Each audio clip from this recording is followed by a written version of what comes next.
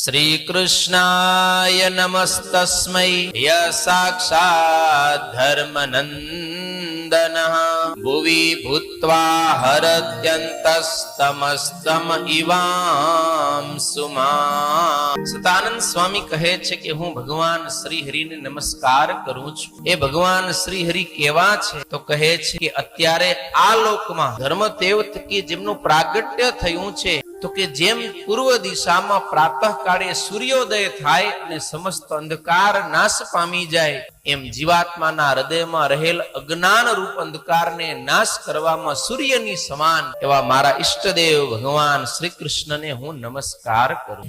એ જે સર્વોપરી ભગવાન શ્રી કૃષ્ણ છે એ જ અત્યારે ઘોર કડી કાળની અંદર ધર્મ અને ભક્તિ થકી છપૈયામાં સ્વામિનારાયણ રૂપે પ્રગટ થયા છે અને એ પરમાત્મા સર્વોપરી છે કે એનાથી પર બીજું કોઈ નથી. ટૂંકમાં અમે મહાત્મા કહ્યું.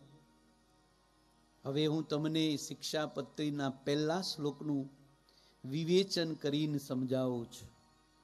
આ પહેલો શ્લોક છે ને ભક્તજનો, એ બહુ કન્ફ્યુઝ કરવા વાળો શ્લોક છે. એટલા માટે આ શ્લોકને જ્યારે વિવેચન થતું હોય તો ધ્યાનથી સાંભળજો.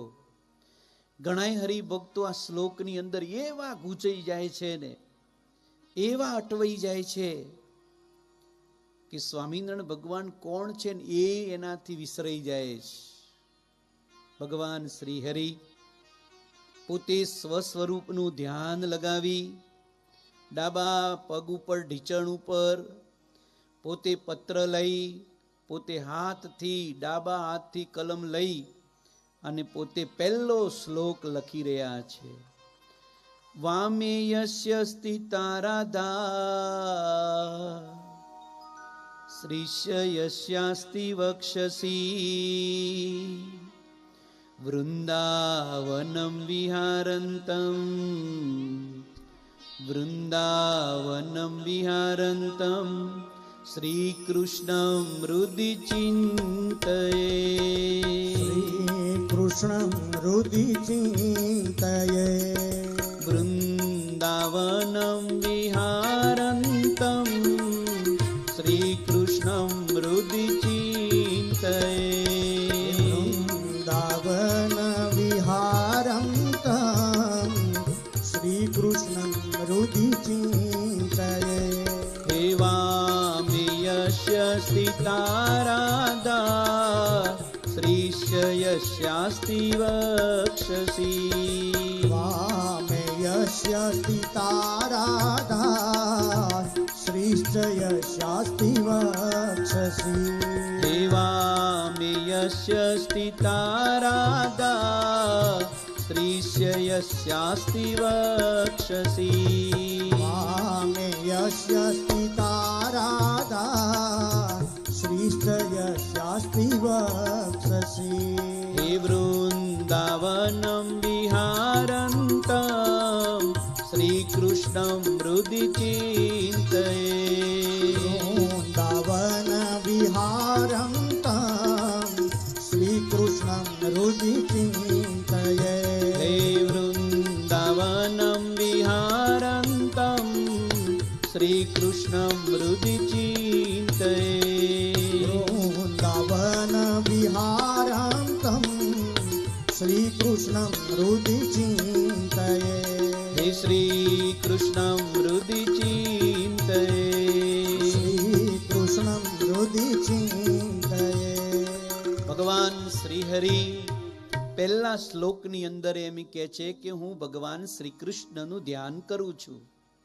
એ શ્રી કૃષ્ણ કયા તો વૃંદાવનને વિશે રહેવા વાળા અને જેના ડાબા પડખે રાધિકાજી છે અને જેના વક્ષસ્થલને વિશે લક્ષ્મીજી રહ્યા છે અને વૃંદાવનને વિશે વિહારના કરનારા એવા શ્રી કૃષ્ણ ભગવાનનું હું ધ્યાન કરું છું. આ શ્લોક જો નહીં સમજાય ને તો ઘણી ગડબડ થઈ જશે. અને ગડબડ શું થશે તો લોકો એવું કહે છે કે સ્વામિનારાયણ ભગવાન શ્રી કૃષ્ણનું ધ્યાન કરે છે એટલે શ્રી કૃષ્ણ ભગવાન થયા અને સ્વામિનારાયણ ભગત થયા, એવું લોકો સમજે છે. પણ ભક્તજનો, અહીંયા ભગવાન સ્વામિનારાયણ આ શ્લોક છે ને શિક્ષાપત્રીનો એ મંગલાચરણાત્મક શ્લોક કહેવામાં આવે છે. કોઈ પણ શાસ્ત્રની શરૂઆત જ્યારે કરવી હોય અથવા કોઈ પણ શુભ કાર્ય કરવું હોય તો મંગલાચરણથી શરૂઆત કરવામાં આવે છે.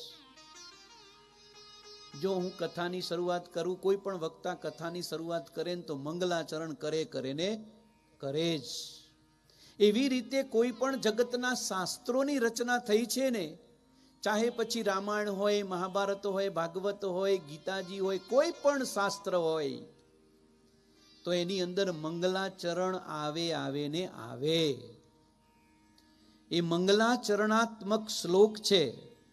અને મંગલાચરણ 3 પ્રકારના થઈ શકતા હોય છે.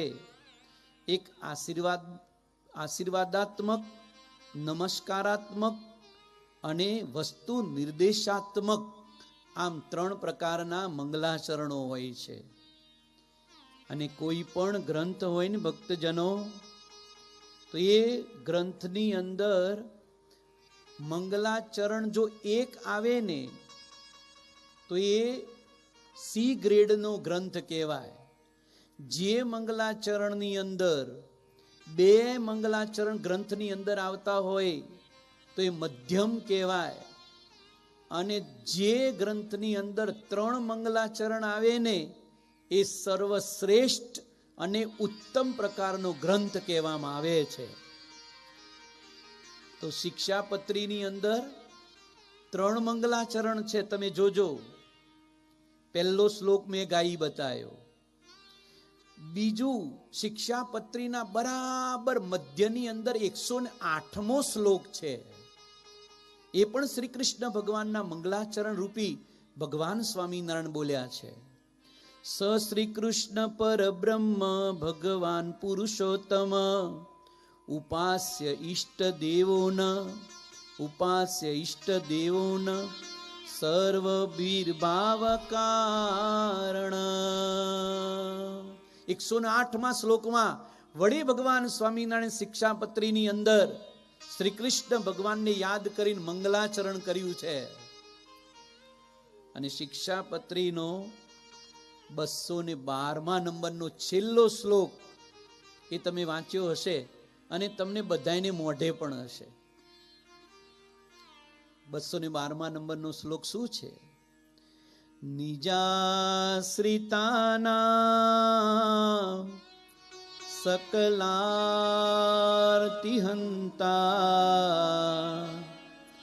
સ્વધર્મ ભક્તે રવનામ વિદાતા દાતા સુકાનાં મનસેપ્સિતાનાં તનોતુ કૃષ્ણો ખિલમંગલમ નઃ. ભગવાન સ્વામિનારાયણ મહાપ્રભુ 212મા છેલ્લા શ્લોકની અંદર ભગવાન શ્રી કૃષ્ણને યાદ કરીને કહે છે કે આ શ્રી કૃષ્ણ ભગવાન છે એ સર્વ મંગલ કરનારા છે અને બધાય મનવાંછિત ફળને આપનારા છે. અને એ સર્વે શ્રી કૃષ્ણ ભગવાન સર્વને સુખ આપનારા છે. આવું છેલ્લા શ્લોકની અંદર ભગવાન સ્વામિનારાયણ લખી રહ્યા છે. એટલે શિક્ષાપત્રીની અંદર 3 શ્લોક મંગલાચરણાત્મક છે. અને જે શાસ્ત્રની અંદર 3 વખત ભગવાનનું મંગલાચરણ કરવામાં આવે એ સર્વશ્રેષ્ઠ અને ઉત્તમ શાસ્ત્ર કહેવામાં આવે છે. અને એ શિક્ષાપત્રી સર્વોત્તમ શાસ્ત્ર પ્રતિપાદન કરવા માટે થઈ વિદ્વાનો જેને પ્રતિપાદન કરે કે આ સર્વશ્રેષ્ઠ ગ્રંથ છે, એટલા માટે ભગવાન સ્વામિનારાયણે 3 વખત મંગલાચરણ કરી અને ભગવાન શ્રી કૃષ્ણને યાદ કર્યા છે. જે શાસ્ત્રની અંદર મંગલાચરણ હોય ને એ મંગલાચરણ કેમ કરવામાં આવે તો વિઘન ન આવે. તમે કોઈ પણ કામ કરશો ને તો કે સ્વામિનારાયણ બોલીને કામ શરૂ કરો તો વિઘન ના આવે. તમે કોઈ પણ કાર્યની શરૂઆત કરશો ને તો કે હારા શકન લ્યો, શકન. તમે શકનમાં મોનો અને અમે મંગલાચરણમાં મોનીએ. આટલો ફેર છે.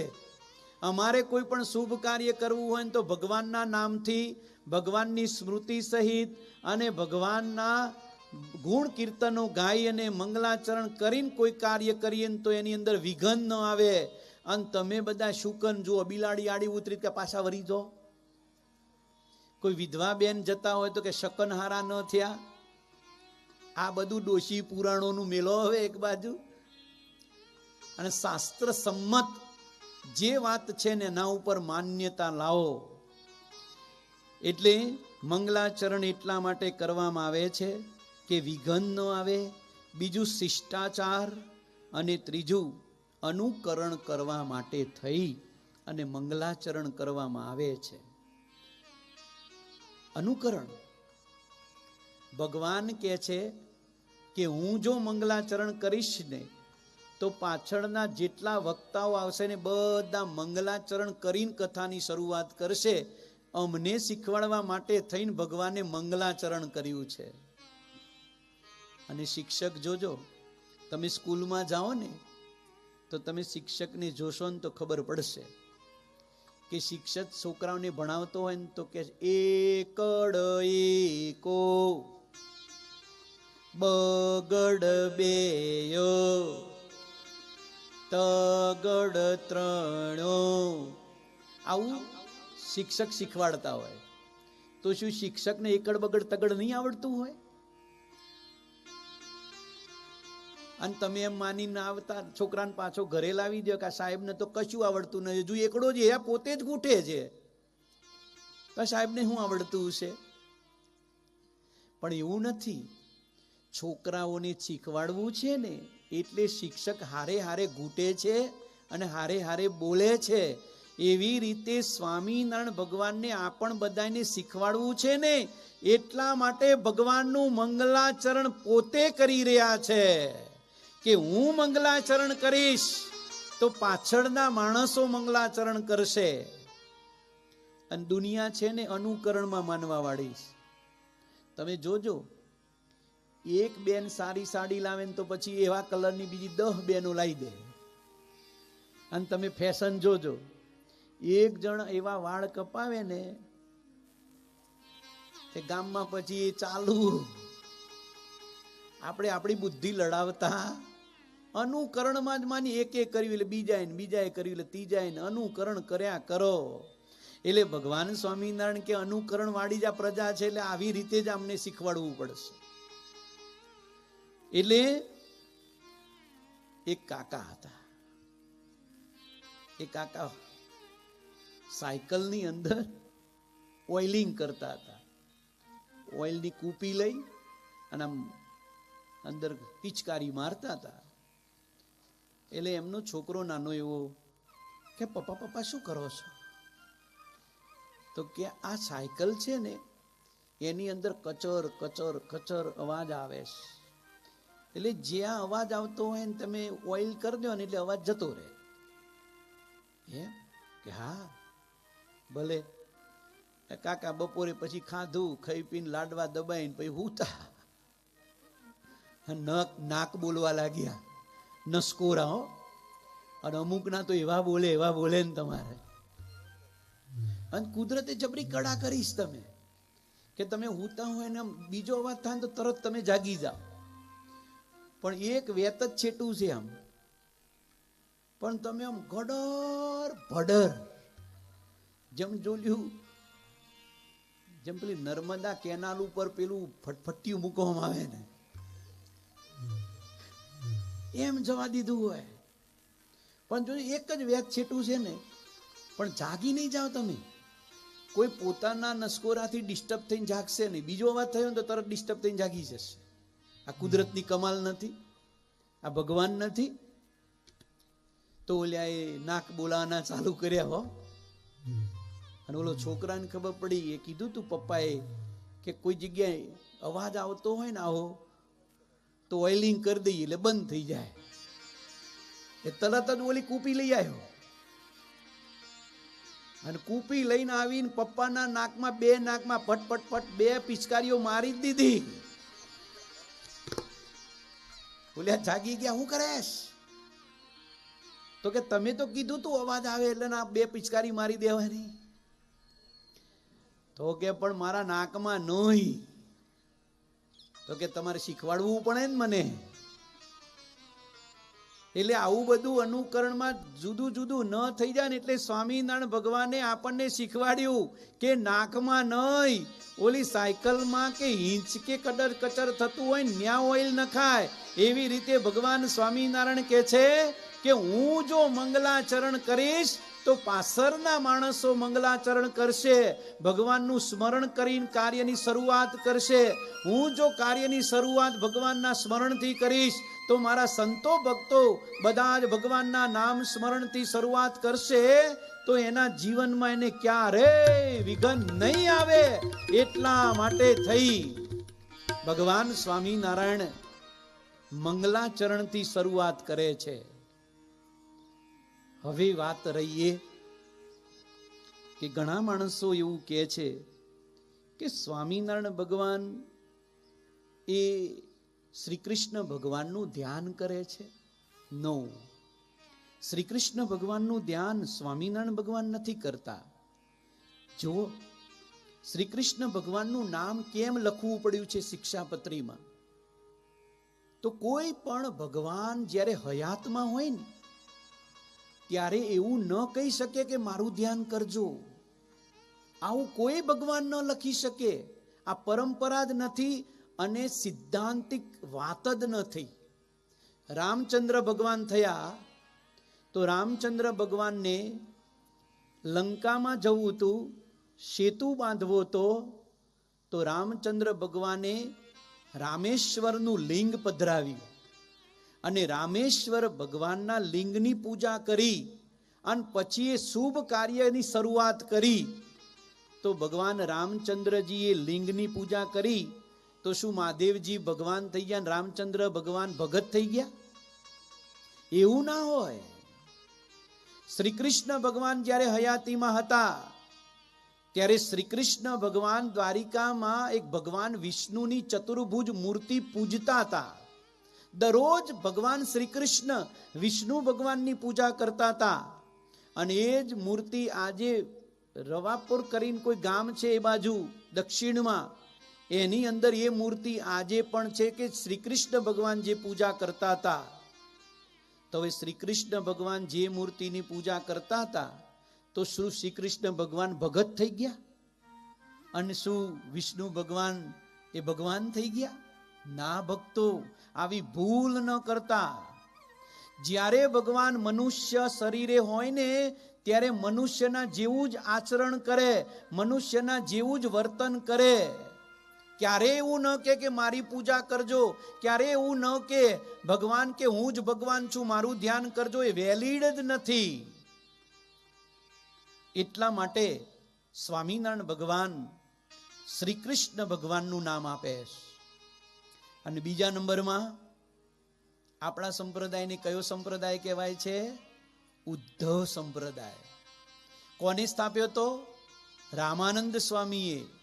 જ્યારે સહજાનંદ સ્વામી આ સત્સંગમાં નહોતા આવ્યા ને ત્યારે રામાનંદ સ્વામી શ્રી કૃષ્ણના નામથી સંપ્રદાયનું સ્થાપન કરેલું છે.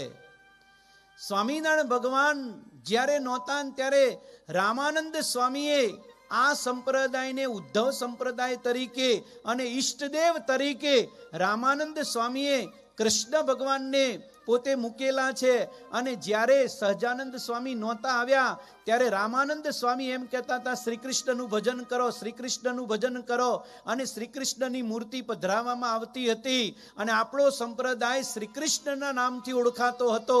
અને પછીથી સહજાનંદ સ્વામી આવ્યા અને સહજાનંદ સ્વામીના કાર્યો અને સ્વામિનારાયણ ભગવાનના ઐશ્વર્યો પ્રતાપ એ બધું જાણી રામાનંદ સ્વામીએ કહ્યું કે જે શ્રી કૃષ્ણનું ભજન કરતા હતા એ શ્રી કૃષ્ણ સ્વામિનારાયણ ભગવાન સ્વયં પોતે છે, બીજો અવતાર ધારણ કરીને શ્રી કૃષ્ણ ભગવાન જ આ ધરતી ઉપર સ્વામિનારાયણ તરીકે આવ્યા છે.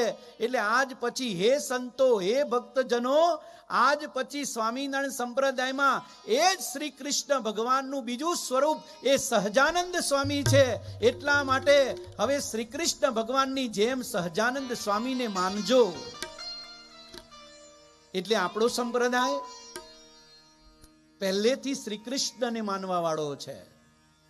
અને ભગવાન શ્રી કૃષ્ણ એની મૂર્તિઓ જ્યારે રામાનંદ સ્વામી સદાવ્રત ચલાવતા તો સદાવ્રતમાં એ પણ શ્રી કૃષ્ણની મૂર્તિઓ પધરાવતા. અને એ જ ભગવાન સ્વામિનારાયણ પરંપરા જાળવી રાખી અને બધા જ મંદિરોમાં શ્રી કૃષ્ણ ભગવાનની અને નરનારાયણ દેવની મૂર્તિઓ પધરાવવામાં આવે છે. તો ઘણા એવું માને છે